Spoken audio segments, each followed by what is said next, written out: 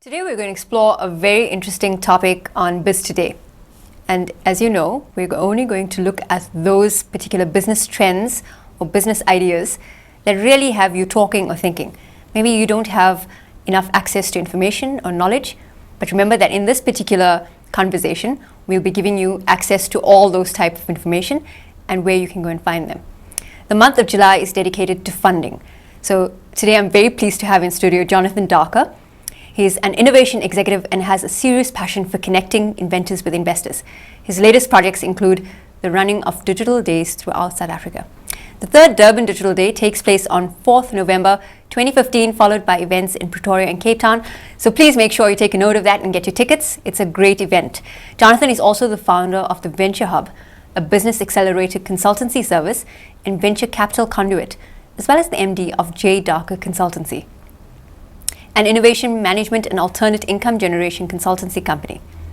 He also makes time in his diary to be a member of the South African Innovation Network and currently writes for News 24 Voices, so go check it out.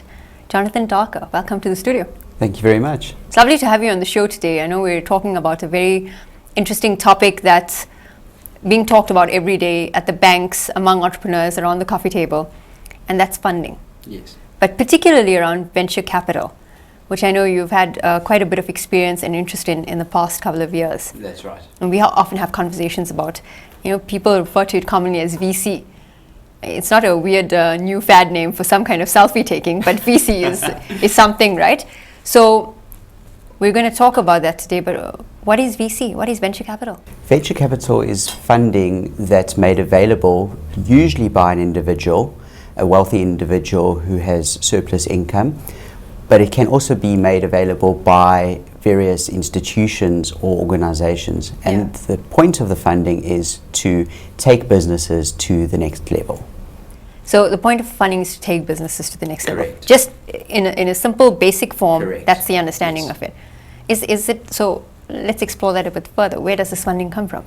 The funding can come from numerous sources, but generally it comes from wealthy individuals who will decide to put money into an up-and-coming business to try and get something else going that ultimately would earn the venture capitalist a return on their investment.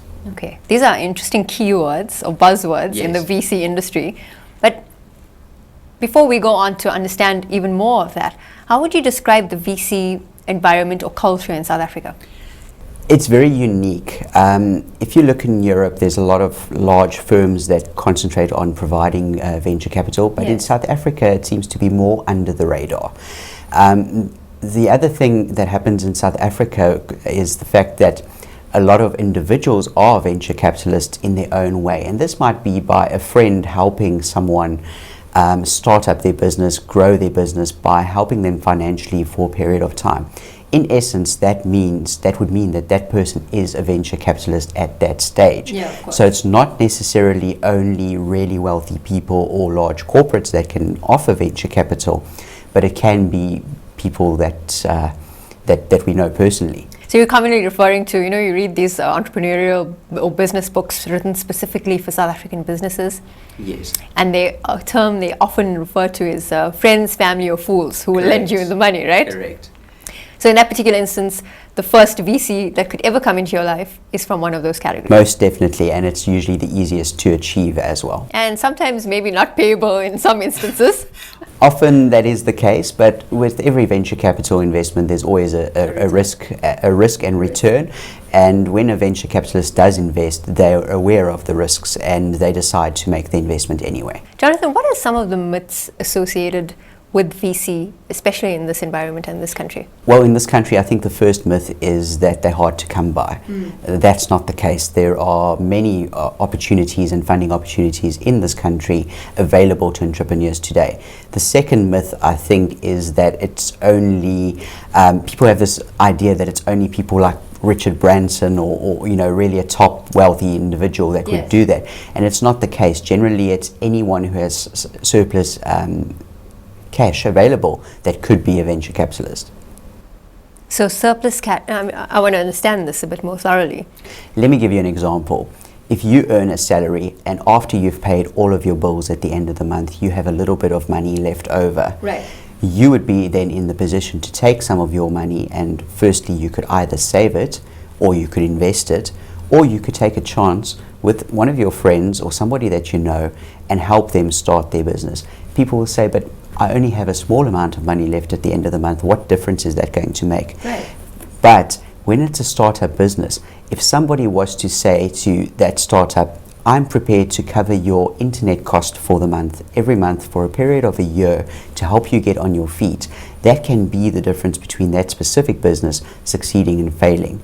And people sometimes ignore that fact, but it could be an opportunity, that it's an investment that could be made that could be beneficial to both, even though it's small. Yeah, so this is great. I like that you've sort of highlighted the very basic form of VC, Yes. of venture capital, which is literally somebody having extra cash and saying to a business to be, I can help you cover these costs for a certain period. Yes.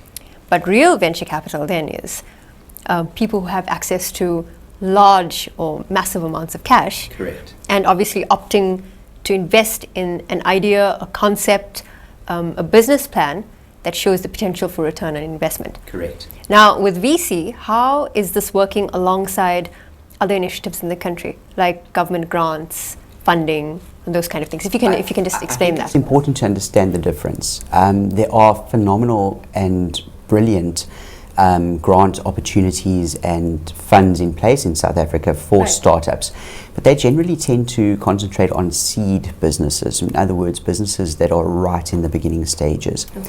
Venture capitalists generally concentrate on businesses that have already been around for a little while and have actually proved that they are viable. That's the first difference there. The second thing is the fact that most of those grants are exactly that. They're a grant. They don't necessarily need to be paid back, or the, interest, or but earnings on it is not necessarily necessary. Okay. But with a venture capitalist, he or she will want a return on their investment.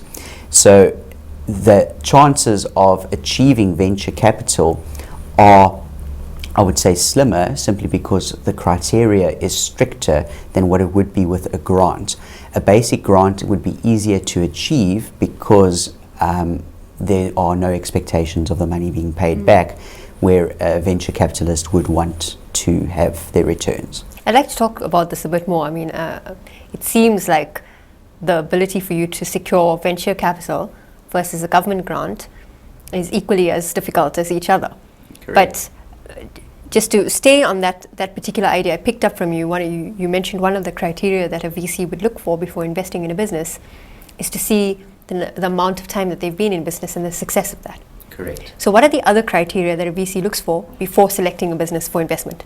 I think that obviously changes from individual investor. Right. But I think the most important is sure. Criteria. I think the most important thing that they look for is actually they have a look at the entrepreneur themselves. Yes. There's a tendency for them to back the jockey and not the horse. So they really need to bond with the entrepreneur and actually understand what they're trying to achieve and believe in it. I think that's the first thing. The second thing they look at then is the business case.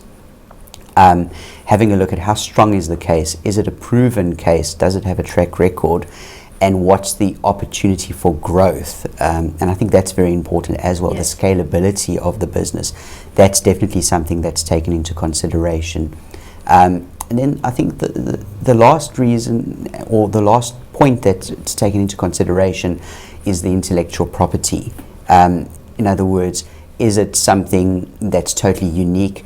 Is the intellectual property that's been developed that makes this business opportunity unique being properly protected? Right. And in what kind of guarantees would they have around that? I think that's quite important. So let's just go through those again. It's the entrepreneur themselves. Correct. It's the business case. Correct. And the last one would be The intellectual property. intellectual property, which I know is another conversation all on its own. Correct, yes. Especially the protection of that Yes. is just something that in South Africa I think people have a bit of difficulty being Most able to definitely. navigate that process. But what's interesting to me also is you're wanting to access that funding.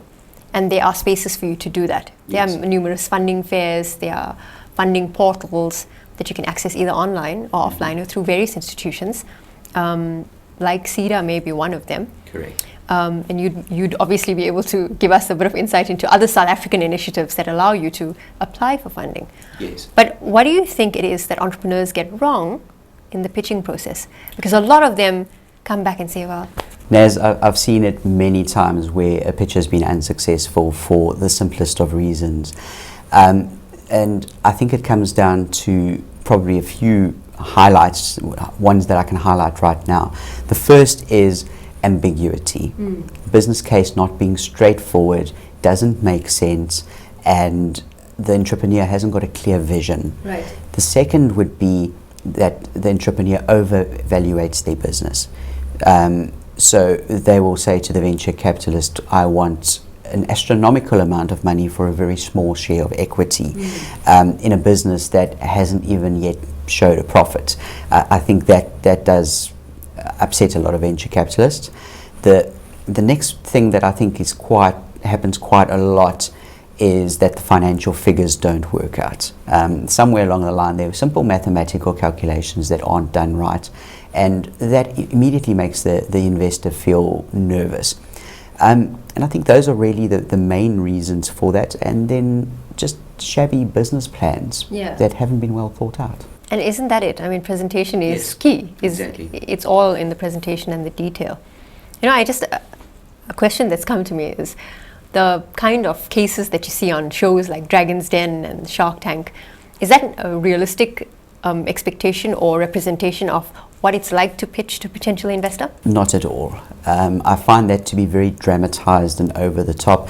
Generally, venture capitalists are just other people. They just want to have a conversation. They're looking for an opportunity to make money as well as what the entrepreneur is, and they're actually there for a common goal, and that is to achieve. So it's not like that at all.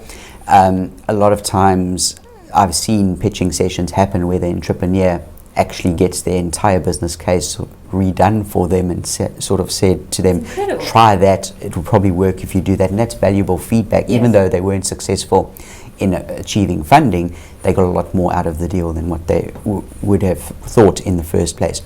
The other thing that I think happens in South Africa quite a bit is that it's never a 5-minute pitching session. It usually starts off with meet and greet, a general coffee, and from there they'll start looking into the business case and the financials. But the whole time the venture capitalist is having a look at the individual and trying to understand the person, because that's the most important criteria for investing. And the potential for success. Correct. The drive, the business understanding, morals, understanding of difficult concepts. Things like that are being assessed the whole time, and I think that's what the venture capitalist does, and the entrepreneur doesn't always realize it's happening. And that's right the way from the first emails that get pinged between the two, right the way to the simple coffee meeting. And what I've also often seen is a venture capitalist will ask the entrepreneur about an opinion on something totally different, wanting to understand their reason, their psyche and their thinking. Correct. Thank you for laying our fears, because I think a lot of people watch these shows in absolute fascination and would love to be there, but don't, are so scared off by the fact that it could be real. In my opinion, that's just TV. It's entertainment. I suppose it's entertainment at the end of the day. Yes. And so let's come back to real life maybe, and just think now about VC and an entrepreneur. I'm an entrepreneur. I have a business. It's at a certain stage in its life. At which stage is this business going to approach a VC for funding? Well, generally before you run out of cash.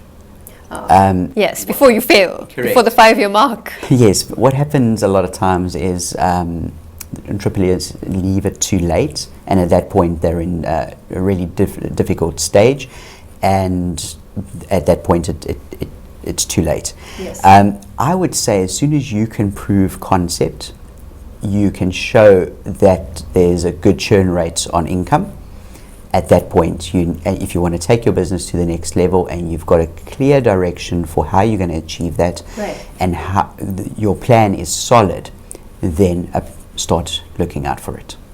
So at that point, you do believe that the business could be something much more scalable. Yes, as soon as you realize it's scalable, that's when you want to go for venture capital. So venture capital, be scalable. What else should we remember? I'd like to put this in a sort of a point form. Well, make sure it's scalable. Make sure your business case is solid. Right. Make sure that you've already developed a sort of a track record where you can show and prove that what you want to do actually works, and show the venture capitalist how you're going to create this at a much larger scale. Okay, so let's take one step back. The VC is giving you money for your business because they believe in the potential of the business to scale. Correct. What are they getting in return? Well, when your business scales, their equity becomes worth considerably more. So when you sign on with them, when that arrangement is made, they're taking a portion of your business, so they own a portion of the business. There can be many ways to do that. Sometimes it can be in the form of a straightforward loan. Other times it may be that they come on board as a partner, where they would have an equity stake as well. That's the most common way of doing it, where they would come in for whatever the equity stake may be, that's determined according to various factors, yes, and the value determined according to various factors.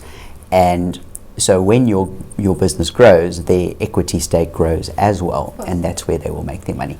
On the upside there, the entrepreneur is making more money too. But this is then the question for many entrepreneurs. Is it better for me to give away equity in my business, therefore some control? I don't own the entire pie anymore, I own a portion of the pie. Or is it better to take a straightforward loan? You go to the bank, you go to some kind of lending institution that will give you that money. You're obviously signed on to certain terms, repayment terms associated with an interest rate, and you're paying back far more.